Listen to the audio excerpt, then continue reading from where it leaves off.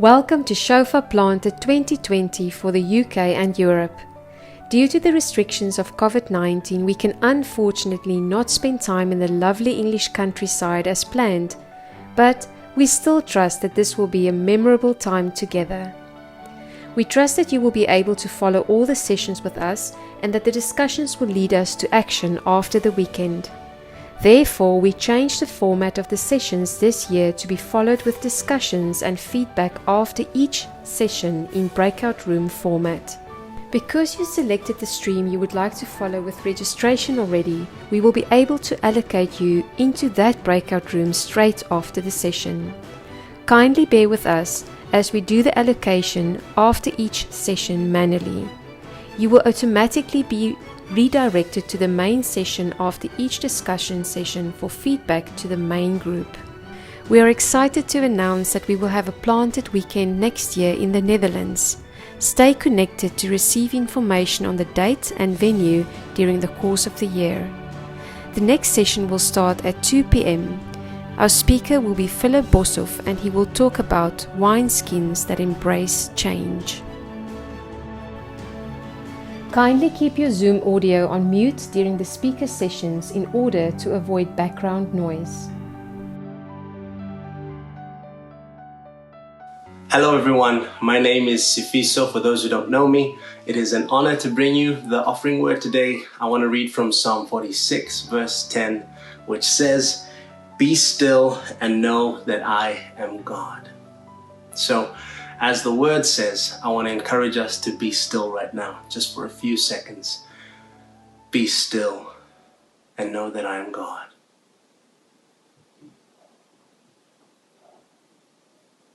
Amen. When last have we physically, actively taken the word and tried to make it practical in our lives?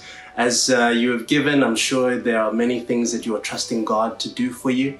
But I want to encourage you and say this morning, let us take God at His word first. When He says in Matthew 6:33, "Seek first the kingdom of God and all His righteousness, and all these things will be added to you."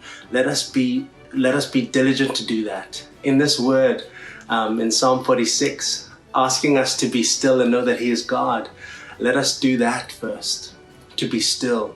I want to encourage you as you are listening to the rest of the conference, as you go into next week, take some time out to really come to the King of Kings, who is the King and who will be exalted in the nations and who will be exalted in all the earth. The one who is our refuge, as the rest of the psalm says. Come to Him in quietness and stillness, understanding that what you have given Him is but a small piece of what He is able to do for you. But before all of that, before any of that, He just desires for us to come to Him, to seek Him, to be still before Him, and to know who He is, that He is God. Blessings for the rest of the conference. Let me say a quick prayer just to thank the Lord for all that He is doing and is continuing to do in our hearts. Father, we thank You for Your love. We thank You, Father God, for all that You are doing. We praise You, God. Thank You, Father, for the little gifts and tithes that have already come to the kingdom. We thank You for those hearts and for what You're doing in those hearts. Father God, we pray, Lord, that You will be so gracious in us and to us, Father, as we come to draw near to You, Father God, and to come and recenter our focus and perspective on You, that You are the King, You are God, that we know who You are in Your character. That, Father, everything that we do flows from a place of seeking You first and knowing You first. Even our giving, something that is so beautiful that You are encouraging us to do, Father God, even in our tithes, Lord, that we will come to a place where we are doing it because we want to seek Your face, seek Your heart. Be glorified, Father God, in the offerings that have been brought to You. Father God, we ask that You will continue to speak to us throughout this weekend. In Jesus' name, amen.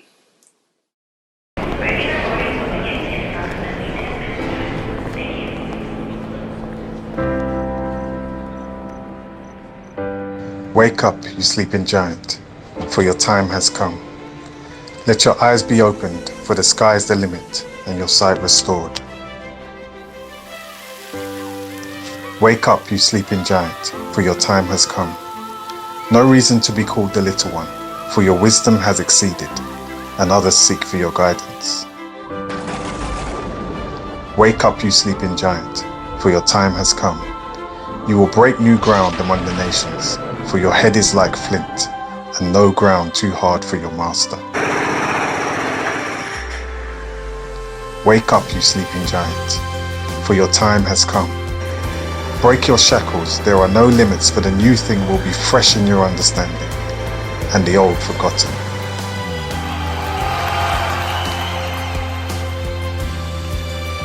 Wake up, you sleeping giant, for your time has come. Call forth the ones set aside for his glory, for they will break forth as sons of the kingdom, and flow like a river in the desert. Wake up, you sleeping giant, for your time has come. You will be raised for greatness in the light of his glory, to echo his story with revelations to the nations. Wake up, your sleeping giant.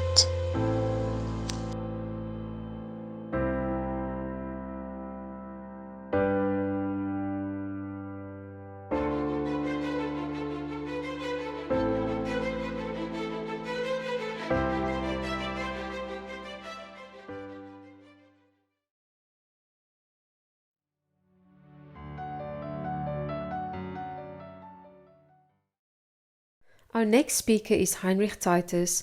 Heinrich serves as the international leader of Shofar.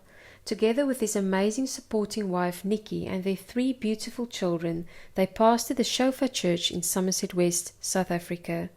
The topic of this session is about building a team, something Heinrich has done numerous times in the past, as he also pastored Shofar churches in Pretoria and Johannesburg.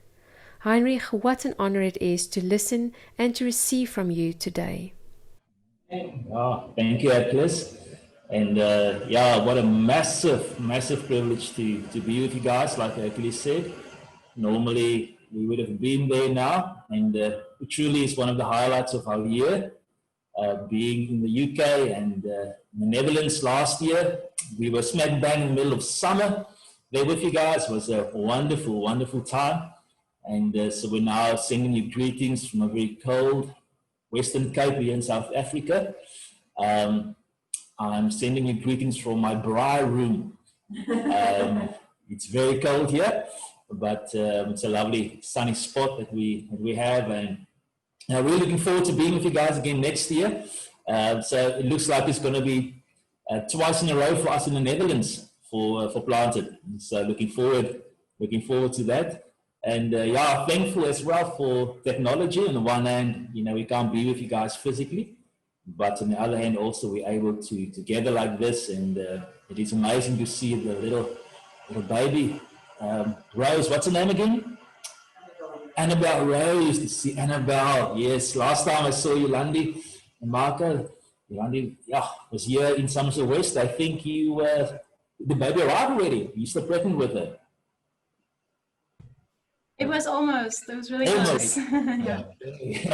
And then we lift off. And so it's amazing to see how she's grown, and to see so many familiar faces, and also incredible to see a few names that I do not recognize. That's always a wonderful sign, because it means that, as Dirk-Jan said, that there is growth, and that the Lord has designed us to be fruitful and to multiply, to duplicate and to increase. So that was such a wonderful session to just be encouraged again. So thank you for that, Dirk-Jan. I'm always so blessed by the very calm way that you can bring across so many just awesome truths. I admire that about you. It's wonderful. And Renee's encouragement as well, that God does speak to us. We don't have to wonder about that. God really does speak to us. He wants to speak to us. He's always speaking to us. It's just a question of whether we're listening. And just to hear the feedback from you guys in the groups around the consecration and the holiness, it's been such a massive encouragement to me to hear how you guys are really committed in your hearts to live circumcised lives to the Lord. And of course, enjoy the Hercules session as well yesterday morning. Yes, it was such a blessing. One thing I must say about Hercules is that word isn't a word that he got from theory, from a book. That's a word that he lives. just being obedient to God's voice, irrespective of storms. Jesus is in the boat, and if Jesus is in the boat, doesn't matter what circumstances say, we will get to where we need to be. So at least it's a blessing being with you and Jesus in the same boat, my brother. Amen. To see the gospel being taken to the kingdom, the kingdoms of this world bowing to the kingdom of our Lord. And so, yeah, I have the honor of sharing with you, just as Melanie said, around building teams. And I've had the massive and the tremendous privilege to be able to part a few churches, congregations, which I've had the privilege of leading. Pretoria, Johannesburg, Somerset West, and now also the apostolic team that I'm a part of, together with Philip and Hercules and a few other guys. And each one of them really is just an outflow of a team. Each one of them really, both in Pretoria, Johannesburg, and here, I've had to become part of a team. There were existing teams that were already active, and most of the times we entered into times of transition, and so there were big changes that were taking place within those congregations. And so you found that there were teams that have been existing for quite a while, which already had their own culture. They already had their own momentum very often, and then the challenge was how do you add to those teams? How do you add to the existing momentum that is already there, without detracting from what has already taken place before you? How do you add to what has already been put in place? In some cases, some instances within those congregations, there were teams that were on the decline due to various reasons. And then the challenge was, how do you breathe life into those teams? How do you bring encouragement? How do you bring new direction? And in some cases, there were teams that were, or ministries that were non-existent, and so they had to be started from scratch. And so, I think all of us, as we're listening to this, and maybe you are joining over Facebook, also a massive welcome to you. If you've missed out on the rest of this weekend, do get the sessions. It's going to be a massive blessing to you. But I think each one of us, as we are here, we understand the value of teamwork, that God has called us to lead as a team and not as an individual. And for myself, as the apostolic team leader of our church family, I'm only as strong as the team around me. I'm only as effective as the team around me allows me to be. And I must say, a massive honor as well to be part of a team that I know that the pressure isn't just on me to be able to lead this church family. We can do this as a team. And so I know that you guys, you have individual ministries, you have individual callings, you are either very active in the church environment and you're having to do it as part of a team, or maybe you are working within an environment where you are having to lead a team, or maybe you are wanting to make a difference within your community. Right now, where we are living in South Africa, we are confronted with quite a lot of petty crime, as well as some more violent crime, especially now during COVID-19. Many people are very desperate, and so they are finding themselves in desperate situations, and so crime is on the increase. So just here where I'm staying, we are busy organizing ourselves into a neighborhood watch, where we can patrol, where we can be eyes on the ground, we can coordinate with other security companies. But basically, from my perspective, it's an opportunity to get to know my neighbors. And so there's a lot of talk. Everybody's talking about stuff that need to take place and need to happen. But few people are willing to put the bacon on the table. Like, the joke about I think it was the pig and the chicken that we're talking about making a contribution. And the chicken told the pig, man, I feel so proud of my contribution that I'm making. Look what I've put on the table. When are you going to put something on the table? And the pig is like, when I'm putting something on the table, it's everything. There's going to be nothing left of me after this. That's serious commitment. You're all in. And I think all of us here, we're not just wanting to lay an egg, We're not just wanting to make a little contribution. We are here with our lives. We would put it all on the table because that is what Jesus has done. And so for me, I'm aiming to start this maybe to watch team, get it off the ground. And so it's a secular environment. It's not a spiritual environment by any stretch of the imagination. And so I know many of us here, some of us will work in a very spiritual environment. Some of us might be working in a more secular environment. But I trust the Lord that the principles that I will be sharing with us this morning will be a blessing to you. And so we're going to talk about building a team, but I was thinking about that a little bit and wanted to add something to that. And that is, if you think about it, last year, please accept my apologies, Nigel and all the rest of the guys from the UK, but we had a very effective team here from South Africa that went over to Japan and conquered the rugby world, right, as a team. And they came up with the motto, "Stronger Together," which is something which we've really embraced across many different platforms. And that's an example, a beautiful example of teamwork, within a secular environment. But then, of course, we know that many people who have built incredible empires, criminal empires or secular empires, they've also believed in teamwork. And then it's not necessarily that those teams are healthy teams or that the outcome is a healthy outcome, a fruitful outcome. So, but I really want to package my talk in this morning is how do we build healthy teams, and share a couple of principles with us around them. So I've broken it up into sort of five principles, which all start with the letter P, which if you guys will think back to our core values, that we've got a lot of P's in there: passion for Jesus, people to serve, etc. And so we're going to work around those P's a little bit again. It's all going to come from Isaiah 43. So we're going to talk about the promise. When we build a team, we need to have a promise in our hearts, and that is what Renee spoke about yesterday already. And so I felt a little bit like all of these other speakers, they stole my notes.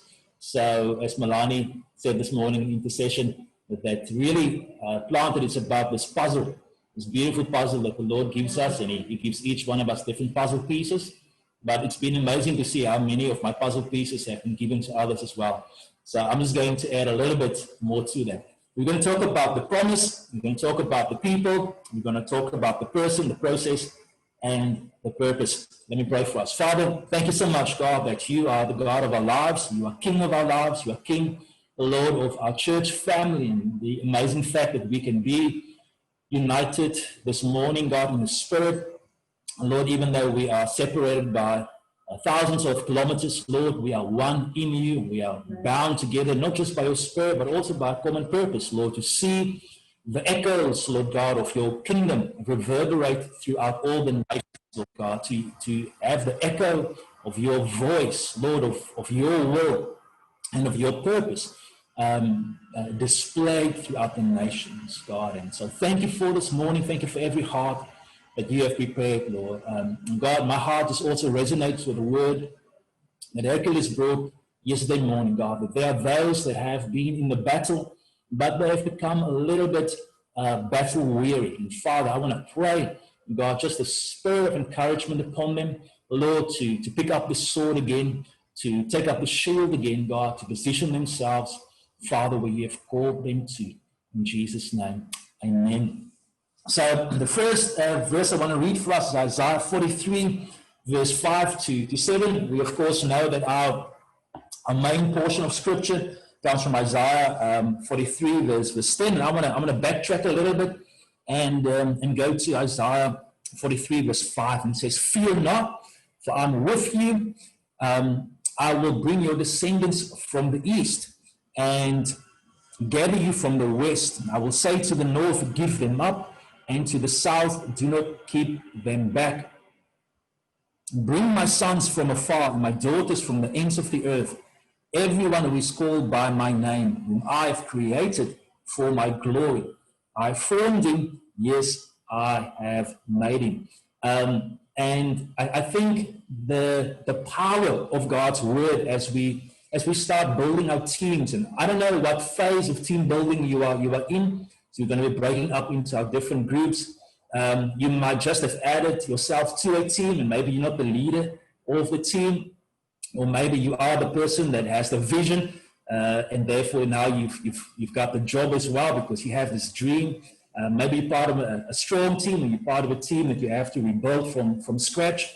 The important thing is, whenever we build, and whether we are building within our marriage, because marriage really is a team as well. We're building a family, or we're building within a circle of friends that are covenanting around God's purposes. It is so important that we need to have a word from God. It is so important, the little exercise that we went through yesterday, to just slow down, to Fisa also this morning encouraged us to do that we have to have that word from God. And God speaks to his people here, and he says to them, fear not. And obviously the amazing thing is when God says to us, fear not, he often would say that to us because we have something to be afraid about. If God would come to us and say to us, fear not, he wouldn't be saying that to you if you are living within an environment where there's nothing to fear. I mean, it wouldn't make sense to say fear not. And so he's speaking to people who had a lot to fear. What is our identity? Does God, is God still with us? How are we going to get back to the land where we've come from? This present moment, they are in captivity, they are broken people, and so they are having to wrestle with some very real challenges. We know God's purpose for our lives, we know the history, we know the amazing things that God has done in our lives, but now we are in exile, we are broken down, we don't have a powerful king ruling over us, we are the scorn of the nations, the laughing stock of the world, and God comes to them and he says to them, fear not. And I will never forget when we received the call to go to Pretoria. We lived in Cape Town, which is in general a very comfortable place to live in. And when you think about the northern parts of our country, we had a lot of perceptions which we had based our picture of what Pretoria would be like based upon media reports, and a lot of that was crime and all of those sorts of things. And when we were asked to go, it is different if it's just myself as a man that having to be obedient to the Lord. But the implications are sometimes a little bit more sobering if it's not just yourself, if it's you and your wife and your kids, and you have to count the cost, don't you? Being obedient to God always comes with a cost. There's something which we have to consider. There is a cost to be paid, and for us it was that, God, are we going to step out? I had to think, am I going to take my family to a place which is dangerous, to a place as far as what I could see, I would put my family at risk. We went through the same thing when we went from Pretoria to Johannesburg. I remember going to look at some schools just where our kids might be able to go to school, and then the very next day reading a newspaper article about how there was an armed robbery or a drive-by shooting at the very gate of that school, and a little child was killed. And it was a school in a well-to-do suburb in Johannesburg. And I had to look at that, but I could go back to a word that God had given us, where it said, fear not, for I'm with you. And this is the importance of being rooted within a word, because you will be challenged when you start building your team, when you start communicating with the rest of your team members, when you start to convey vision to them, when you want to get them together, when you are wanting to pioneer new ground, you will be challenged. There will be challenges. And we can either build from a place of fear, which is what I believe God doesn't want us to do. He doesn't want us to build from a place of fear. He doesn't want us to be in reaction. If I can just use this Neighborhood Watch group as an example right now, there are many people that are panicking and they're wanting to react in fear. And when we react in fear, we do things that will be counterproductive. We act in the flesh. And sometimes we can build a team out of desperation or out of fear. God, if I don't do this, if I don't build this team, then the church is going to collapse. God, if I don't do this thing, then this negative thing is going to happen. And Sometimes a negative emotion is good to mobilize us into action, but what we do need is a word from God. And I want to encourage us to not ignore the fear. Don't ignore the fear. Don't pretend as if the fear isn't there. Don't pretend as if you are not faced with challenges. Because this is sometimes what we can do. We can ignore the fear and pretend that, hey, we're people of God, we've got this word from God, and so everything is going to be fine. We've attended this conference. And so when I go back to speaking to my team, when I go back to sharing the vision, when I go back to my company, and because I've attended the conference or because I received the word, then everything is going to be great. And we know that's not how it works. I've come across this principle called the Stockdale paradox. It comes from Jim Collinson's book, From Good to Great. And he talks there about this paradoxical approach to life that he saw amongst the prisoner of war soldiers during the Vietnam War. John Stockdale, I think it's John Admiral Stockdale, he was a Navy pilot that was shot down during the Vietnam War. And Collins interviewed him many years later. He was held in captivity, I think, for 8 years, tortured numerous times without any hope of escape. And yet he survived. He became a very influential member of the resistance within the prisoner of war camp, within the Vietnamese prisons, and organized his men to survive, organized his men to keep hope alive, organized his men to support each other in the midst of tremendous physical punishment and torture. And so we asked him, how did you survive? And he said, I survived because I had this unwavering faith that everything was going to work out. I had this unwavering faith that we were going to make it. And then Collins asked him, and the guys that didn't make it. And then he said this weird thing. He said that I saw many guys die, not so much because of the physical torture, but I saw them die because of a broken heart. Because they had given up hope. They had placed their hope in something unrealistic. Like, for example, by the end of the year, we would be released. The end of the year came, and they weren't released. And so they moved their hope to, by middle of next year, we will be released. Middle of next year came, and they were still not released. And so eventually they died because their hopes were unrealistic. They weren't in touch with the reality. And God's word allows us not to get into one of the two extremes. On the one hand, to ignore the fear, or on the other hand, to be overwhelmed by the fear. God's word gives us the power to be rooted in him. He says to us, fear not, I am with you. And that's the promise that God gives us. And I want to say to us that as powerful as the prophetic is, and each one of us, we need to have prophetic words that we can hold on to for our ministries, prophetic words that we can hold on to for our families, prophetic words that we can hold on to for our individual lives. And those words come to us in moments like this, during a conference, and people pray for us, and we look back and we see many prophetic words that God has given us for a ministry, for a city, for a continent. It's so powerful, but there is no substitute for a promise from the written word of God. You need to have your life built upon the written word of God, because even prophetic words are open for misinterpretation.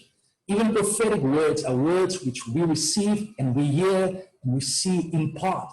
We grow, and our understanding of that word grows.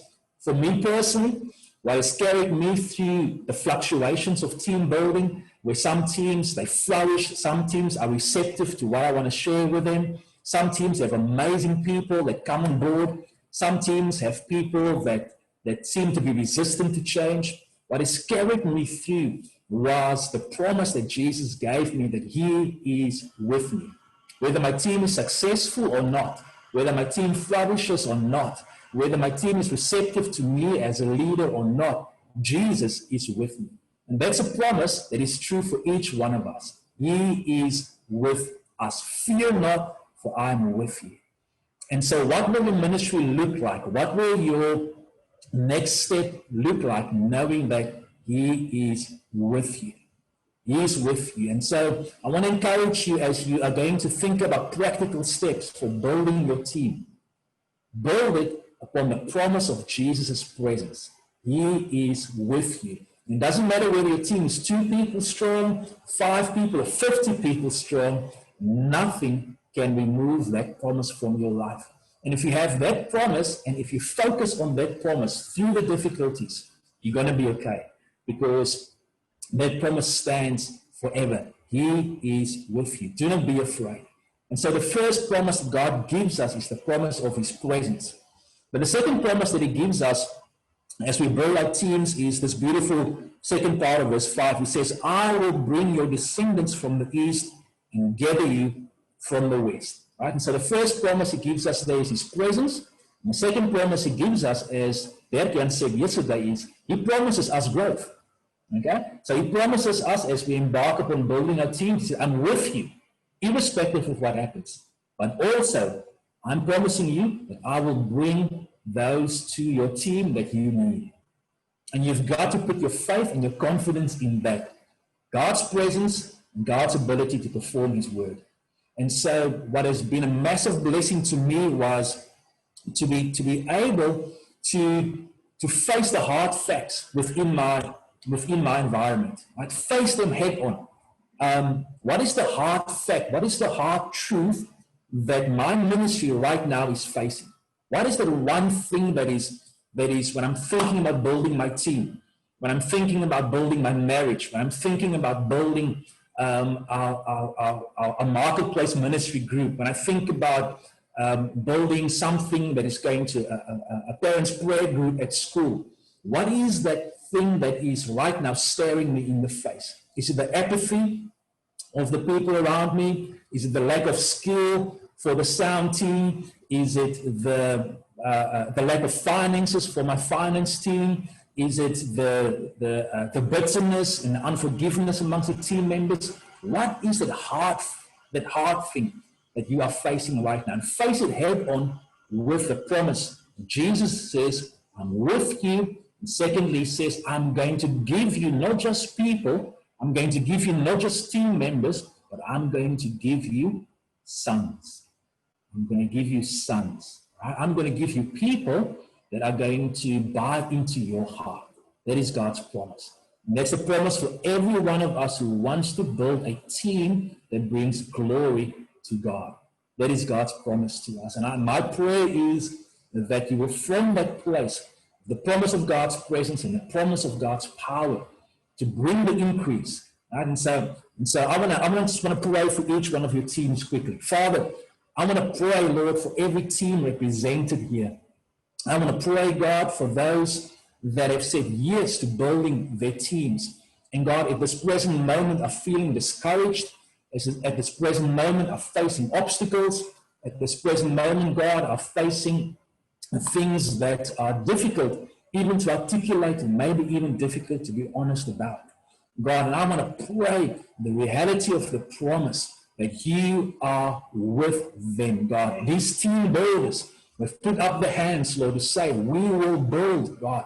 Lord, you are with it. And Father, thank you for your promise that you will bring them, each one of them, sons and descendants from the east and from the west, Lord God. You will give them, Lord God, those who will build with them, daughters and sons from the ends of the earth. I thank you, Lord God, for that. I want to release faith and I want to release hope. Lord, I want to release courage over everyone that you have called to build today in Jesus' name. The second P there is the people.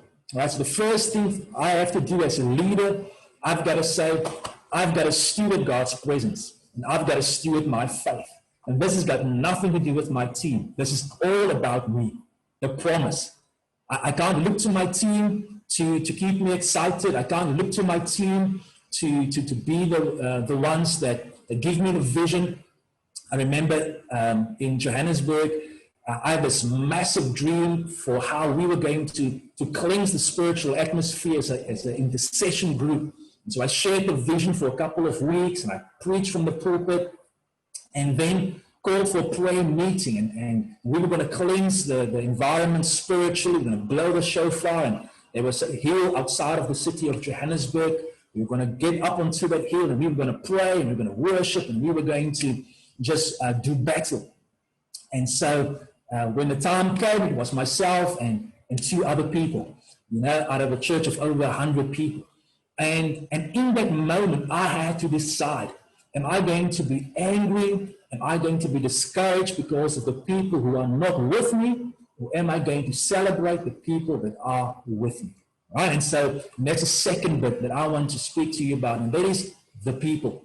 Isaiah 43 verse 10 says, you are my witnesses, says the Lord, and my servant whom I've chosen, that you may know and believe me and understand that I am he. Before me there was no God formed, nor shall there be after me. And then, I don't have it on the screen, but I want to read for you as well, Isaiah 43 verse 21. You can just listen to it. If you have your Bibles, you can turn there.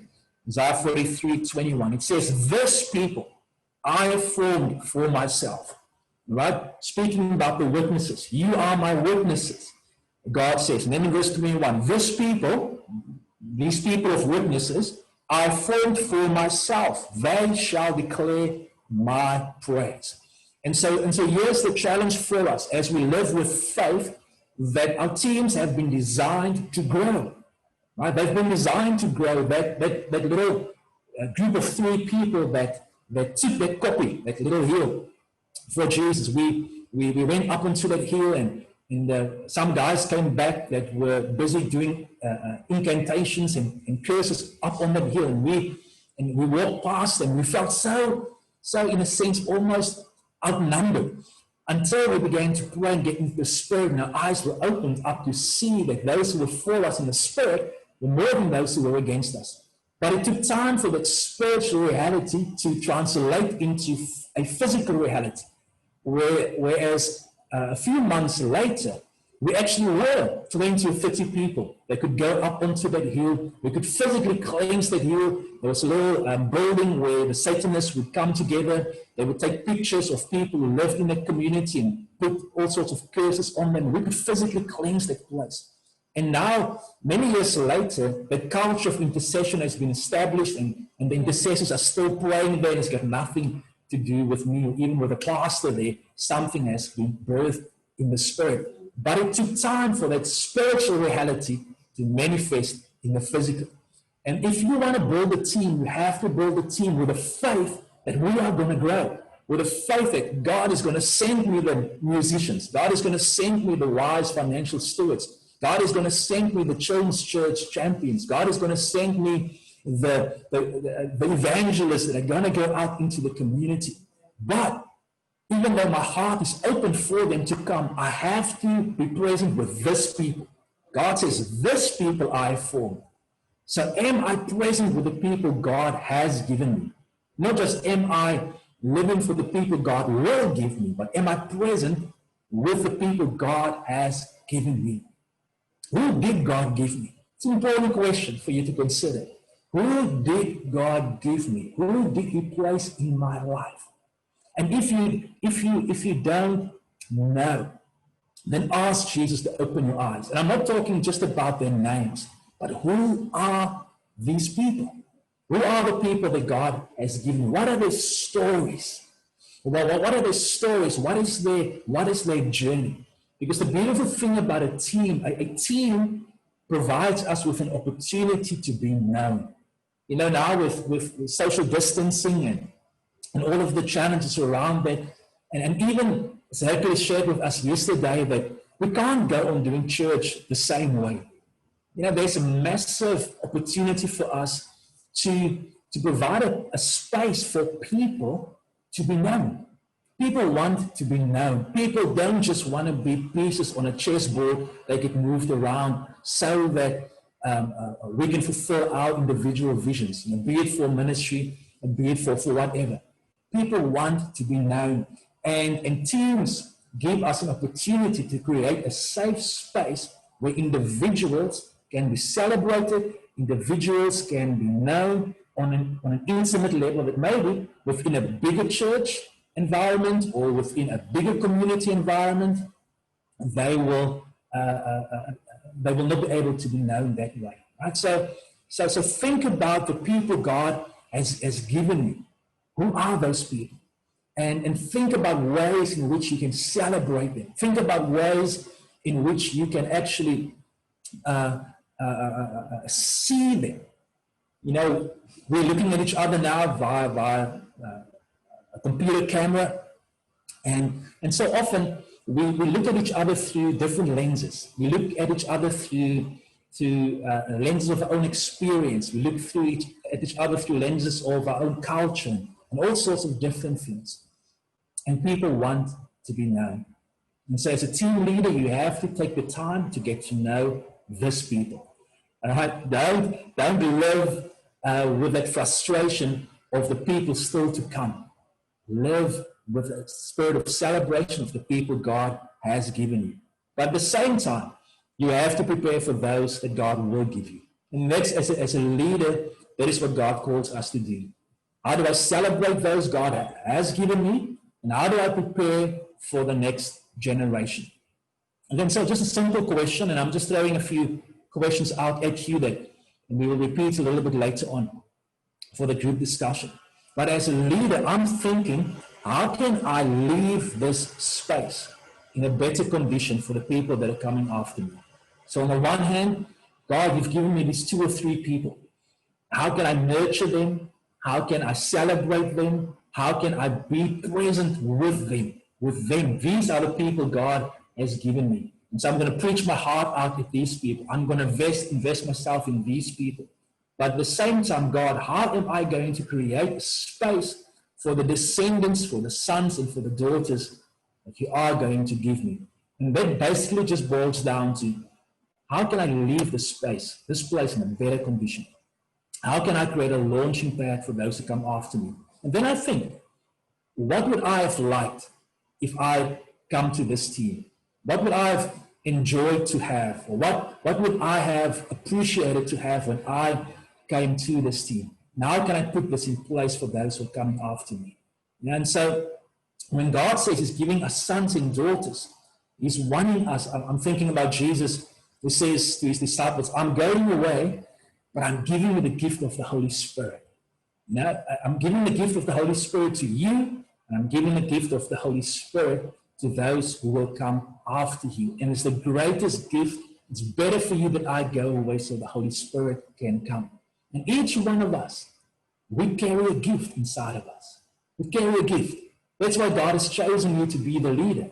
That is why God has chosen you and He's put that passion in your heart to build up that team, because there's a gift inside of you and you have to think about, you've got to wrestle, God, this gift that is inside of me, how will I leave that behind?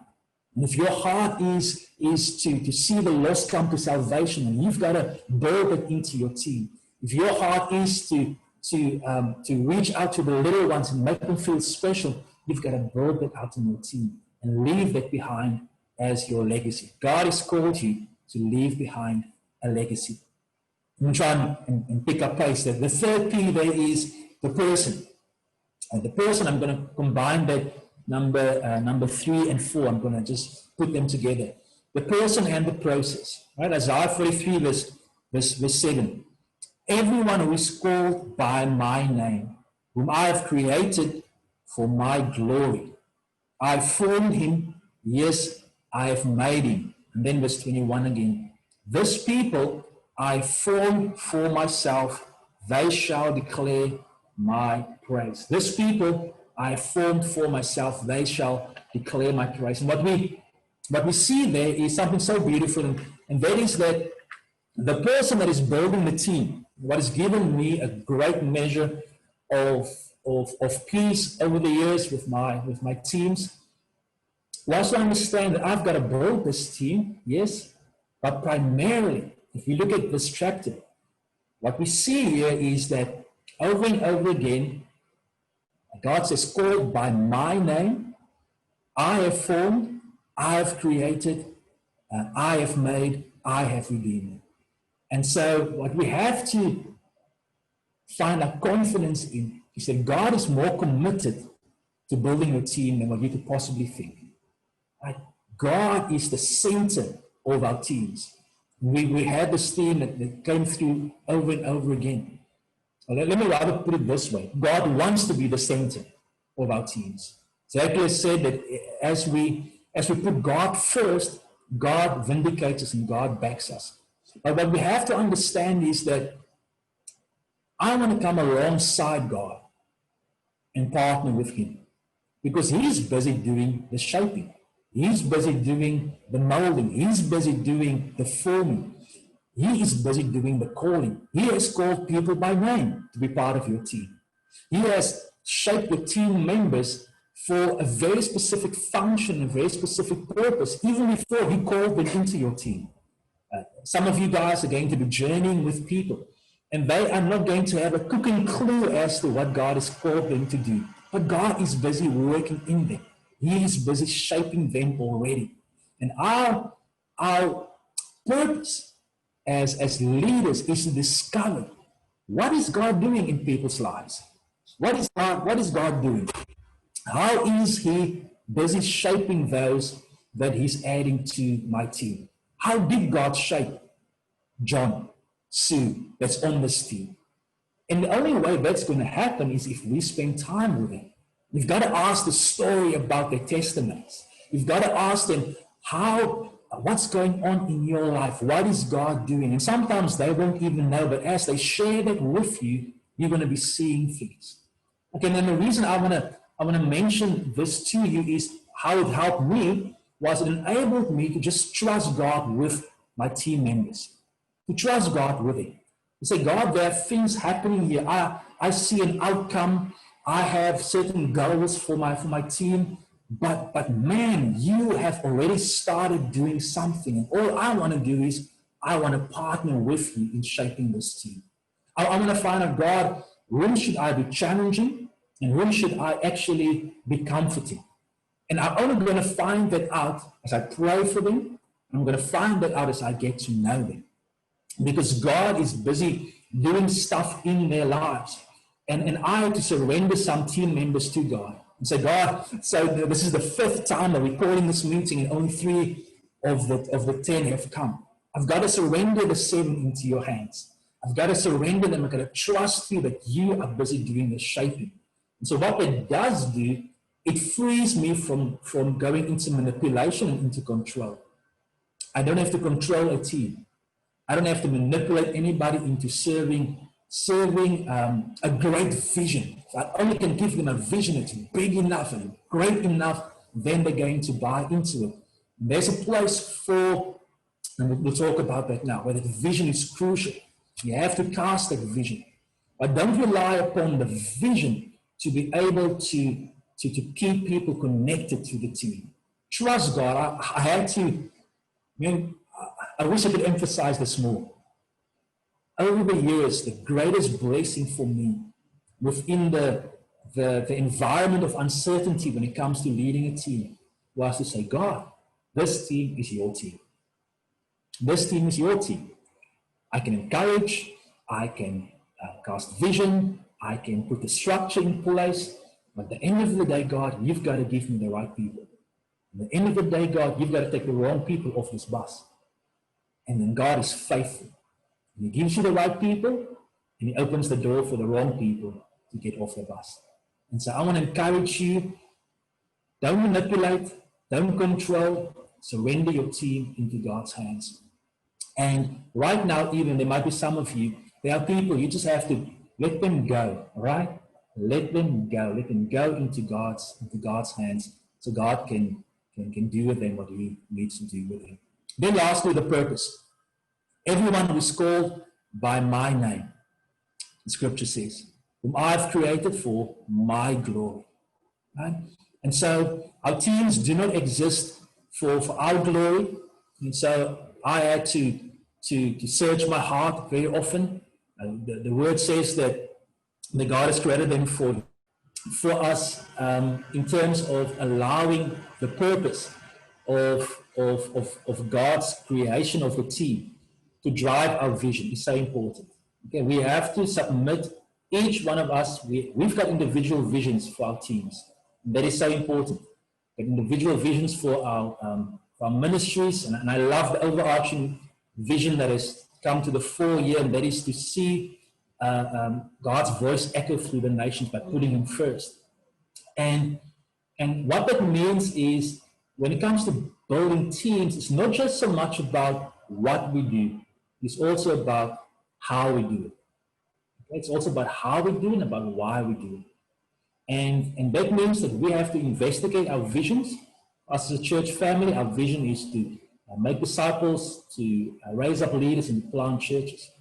And we're to go through a process of asking, okay, so this vision, how does it tie into bringing God glory? Because that, I can think of no greater vision than bringing glory to God. Because this is what God says here. I formed the team members, and I formed your team to bring me glory. I formed them so they can declare my praises. And so what would it look like if our teams actually bring glory to God? Not to me, because I'm not the most important person in building my team. God is. What will my team look like if we reflect God's heart and God's character towards each other and towards those on the outside? Because sometimes we can make singing God's praises very theoretical and very spiritual, and there's a place where we have to sing those songs, we declare those songs, and it's so powerful. But within building a team, what it means for me practically is, do we reflect the fruit of the Spirit and manifest the power of the Spirit? When we sing God's praises, when we live for God's glory, it means that my team has to be positioned in such a way that we reflect the Spirit of God, the fruit of the Spirit, as well as the power of the Spirit. And so, as you build your team, think about this. How can this team reflect God's heart and God's character towards each other, but also towards those on the outside? So we want to live for no greater purpose than to bring praise to God. No greater purpose than to function fully for God's glory. And so that at times mean that we confront things in people's lives. As a leader, you've got to say, this thing is breaking down the glory of God. This thing, I love you, but this thing is breaking down the image of God's glory. In other cases, you say, man, I see this in you. And you just need to step out in a step of boldness and bring this gift to the table. But the purpose of God's glory is always greater than our purpose. So at times, what that will mean is you will have to let people go into other directions, if that is where they can serve God better. If it means that the band, you've got to give up that guy for the children's church. If the children's church, I have to give up someone for the band. If, as a pastor, I've got to give up someone for another congregation. Why? Because I want that person to live for God's glory, not for my glory. Not to make me look good or to make my team look good. And so, as we build our teams, let's keep in mind God's promise that He's with us and He's going to bring the increase. As we build our teams, let's celebrate the people that God has given us, whilst having a faith that God is going to give us more. As we build our teams, let's make sure that we keep God as the most important person, and we understand that He's already busy doing something. We just need to discover what it is. And as we build our teams, let's make sure that we always keep God's glory as the most important thing. It doesn't matter how difficult it is, that God's glory, His character, and His heart is what we want to manifest towards those around us. That can look different for each ministry. So I want us to reflect a little bit. At least we can put those questions up for us in our groups to discuss. And I want to pray just a blessing upon you guys, and the facilitators. I want to give you freedom to really be led by the Holy Spirit as you will navigate through those questions. But I really want you guys to think about, with faith, what is an uncomfortable fact that you are facing right now. And I really want you in the group to pray for that. Right? An uncomfortable fact, something that is challenging you right now, that we can come with faith and we can say, God, we bring this before you, we acknowledge this, we're not going to ignore it, we acknowledge it's there, but we bring it before you. Then how can we create a culture of celebration practically? Just share one thing from each person, that we can create a culture of celebration. How can we celebrate those that God has given us? And then what is one thing we can do to leave this ministry or our community in a better state, something we can physically leave behind, in other words, legacy, and what steps can you take to discover what God is doing in the lives of those around you and partner with the Holy Spirit in that. How can this team reflect God's character and his heart internally and externally? Let me pray for you. Father, thank you so much, Lord, that you have called each one of these leaders by name, each one of those, Lord, listening to the sound of my voice. As Isaiah 43 at the beginning actually says that you have called, you have formed us, you have redeemed us, you've called us by name, we are yours. And I thank you, Lord, that as we embark upon building teams that will reflect your glory and will bring praise to your name, we can trust you, Lord God, with the process that you have started, and we can partner with you in Jesus' name. Be with us, Lord, in the discussions. Help us to hear what you are saying to us, and Holy Spirit, also come and bring to the surface what you want to bring to the surface, Lord, in Jesus' name. Amen.